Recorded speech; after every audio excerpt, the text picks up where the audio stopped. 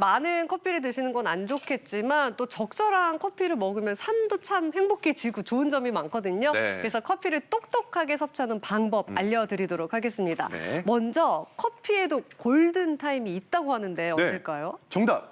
커피가 나를 부를 때. 보통은 피곤할 때 이렇게 자꾸 부르더라고요.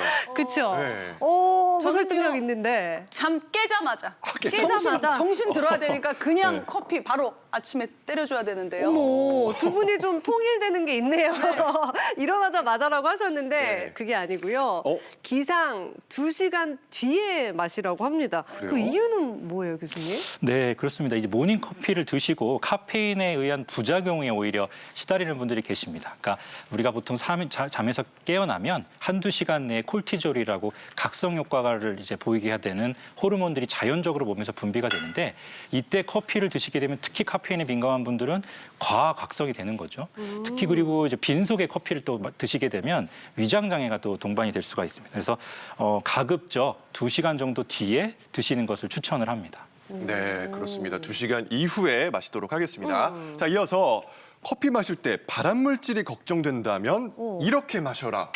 뭘까요? 약간 좀 미지근하게 마셔라. 약간 식도 쪽에 또 좀 약간 영향을 줄 수 있지 않을까 싶어서요. 네. 미지근하게. 저는 일단 바람이라고 하면 네. 뭔가 태운 거잖아요. 그래서 원두를 너무 많이 볶지 말라 뭐 이런 내용일 것 같거든요. 네. 정답 바로 보도록 하겠습니다. 네.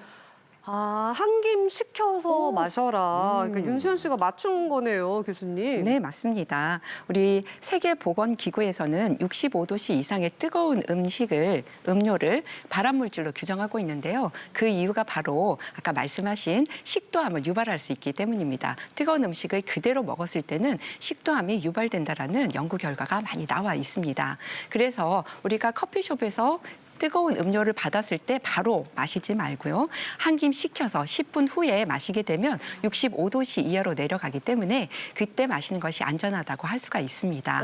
또 뜨거운 커피에는 퓨란이라는 발암물질도 생길 수가 있는데요. 퓨란은 뭐냐면 식품 안에서 당이나 아미노산이 이렇게 열 처리를 했을 때 생기는 그런 물질인데 이것은 휘발성이기 때문에 조금 지나면 사라지니까 5분 정도 지나면 괜찮습니다. 네, 한 김 식혀서 드시길 바라겠고요. 저처럼 이렇게 커피 원두를 너무 많이 볶으면 발암물질이 되는 건 아닌지 궁금해하신 분이 있어서 저희가 티벗으로 그 질문 받아보도록 하겠습니다. 네.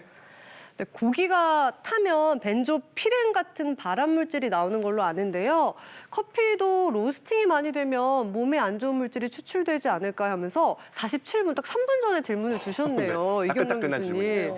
답변 부탁드릴게요.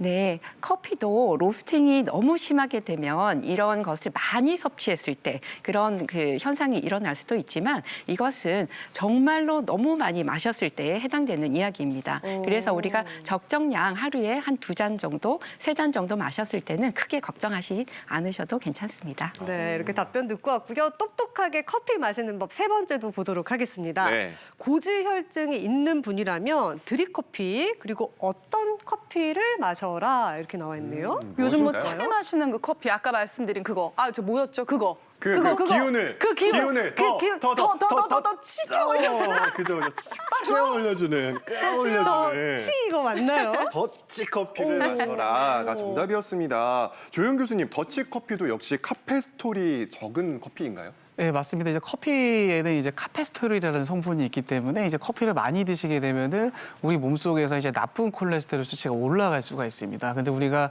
커피 머신을 통해 가지고 직접 추출해내는 이런 커피 같은 경우에는 이 카페스토롤 함량이 굉장히 높은 편이기 때문에 조금 주의를 하셔야 되고요.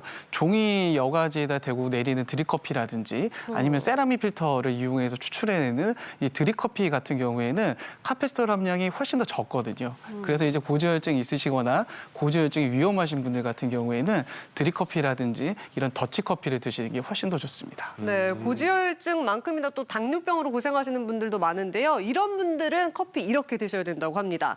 설탕과 시럽 대신 네. 몸을 약간 넣어서 먹어라. 보통 이제 커피에 설탕 시럽 넣으시는 분들이 쓴 거 싫어서 넣으시거든요. 그쵸. 그래서 저는 만약에 이게 아니라면 아까 오렌지 커피도 봤으니까 약간 신맛 추가를 오히려 해줘라. 약간 상큼하게. 레몬. 네, 뭐 그런 게 아닐까 싶은데요. 결과는 소금을 넣어요? 이거 이거 왜 그래요, 교수님? 네. 짠 거 아니에요? 아, 이것은 맛의 대비 효과라는 효과가 있습니다. 우리가 단짠 음식 좋아하죠.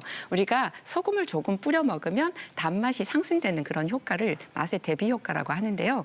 여름철에 실제로 수박에 소금을 살짝 뿌려 먹으면 훨씬 단맛이 상승하는 효과가 동일한 효과라고 보시면 됩니다. 그래서 비만이라든지 당이 있으신 분들 또는 건강 때문에 조금 당을 줄여야 하시는 분들은 이런 소금을 조금 이용하면 당을 적게 넣어도 단맛도 상승하고요. 쓴맛도 잡아주기 때문에 맛과 건강을 동시에 잡을 수가 있겠습니다. 네, 저희가 지금 질환별 맞춤 커피 추천해드리고 있는데요. 자, 이어서 뼈 건강이 걱정되는 어르신들께 추천해드릴 커피는 오. 이 앞에 있습니다. 네. 자, 공개를 좀 해주실까요? 제가 열어보면 네. 오, 우유와 두유. 커피에 넣는다는 얘기인가요, 이 교수님? 네, 맞습니다. 우리가 커피를 마실 때 실제로 카페인이 커피 한 잔당 약 4에서 6mg의 칼슘을 몸 밖으로 배출하는 그런 또 역할을 하는데요. 그렇기 때문에 커피를 마실 때 뼈 질환이 염려되시는 분들은 우유 같은 이런 칼슘 보충 음식을 함께 섭취해주면 좋습니다. 실제로 우유는 칼슘의 보고라고 하지요. 100ml당 약 112mg의 그 칼슘이 들어있기 때문에 함께 먹어주면 좋고요.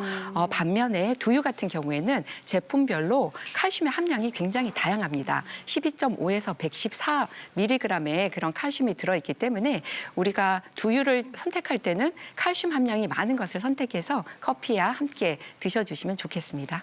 그럼 우유 대신 두유를 넣은 라떼도 맛은 똑같나요? 궁금합니다, 선생님.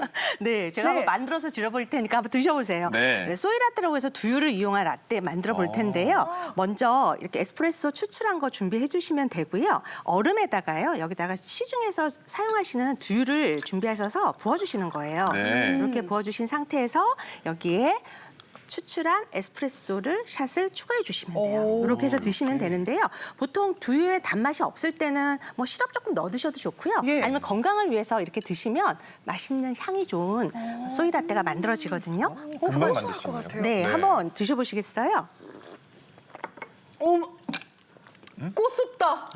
어머, 꽃습고 어머 어쩜 이렇게 어떤 맛일까 궁금했는데 두유랑 커피랑 이렇게 에스프레소랑 잘 어울릴 줄 몰랐어요. 네. 참 고습고 든든한 것 같고. 우유 대신 두유를 넣어도 참 좋겠네요. 이렇게 해서 소이라떼 만들 수 이어서 있고요. 소금 라떼는 그럼 네. 아메리카노에 소금 한 꼬집 넣어요? 네, 근데 그거 조금 더 좀 멋지게 한번 만들어 볼 멋지게. 텐데요. 보통 시중에 파는 생크림 있잖아요. 네. 생크림에다가 설탕 약간과 소금을 한 꼬집 넣어주는 거예요. 네. 이렇게 해서 거품을 치면 이렇게 거품이 생기거든요. 여기에다가 먼저 얼음을 좀 잔에다가 채워주시고요. 네. 여기에 시럽이나 뭐 올리고당 아니면은 좀 카라멜 소스 같은 거 있으면 이렇게 해서 좀 넣어주시는 거예요. 그런 상태에서 여기에 물을 조금 얼음 높이 정도로 채워주세요. 이렇게 채워주시고 거품 낸 준비한 요거를 이렇게 해서 안에다가 생크림을 채워주시는 거죠. 이렇게 해서 다 채우시기 전에요. 여기다가 먼저 에스프레소 이렇게 해서 한 거를 부어주세요. 이렇게 부어주신 다음에 네. 나머지는 이 생크림을 끝까지 잔을 이렇게 해서 채워주시고요. 지금 이제 이거는 무슨 커피예요? 물어볼 수 있잖아요. 네. 이럴 때 이 위에다가 네. 소금을 아주 조금만 이렇게 해서 뿌려 놓는 거죠. 그래서 이렇게 놓으면 이게 소금 커피라고 할 수 있거든요. 네. 이렇게 해서 한번 드셔보시겠어요? 네, 제가 좋습니다. 저어드릴게요. 이거 제 스타일이네요. 굉장히 네. 크리미한 게 네, 한번 드셔보시겠어요? 부드러울 것 같고요. 네. 궁금하다 어떤 맛일지요. 올리고당? 짜지 않아요. 네. 오히려 더 단데요? 그러니까 소금이 그 단맛과 같이 해서 좀 더 단맛을 주면서 또 몸에는 건강한 그런 소금 커피를 드시는 거거든요. 그래서 너무 많은 양의 소금을 넣으실 필요는 없고요. 딱 정량의 소금만 넣으셔서 만드시면 맛있는 커피를 드실 수 있습니다.